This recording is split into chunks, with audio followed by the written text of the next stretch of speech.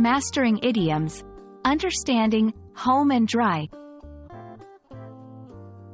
Hello everyone. Today, we're diving into the fascinating world of English idioms, specifically the phrase, home and dry.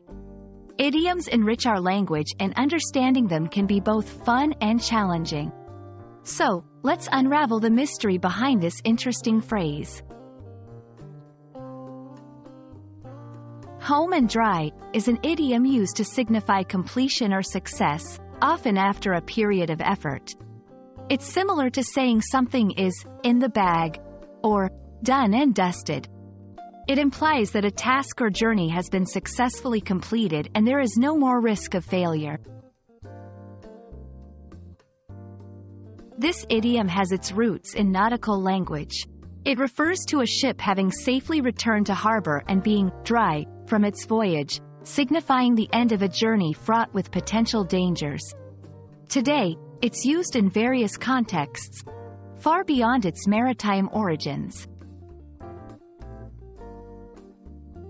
1. After finishing the final exam, I felt I was home and dry for the semester.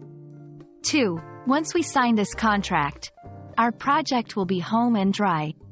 These examples show how the phrase can be used in everyday conversations to express relief or accomplishment after completing a task.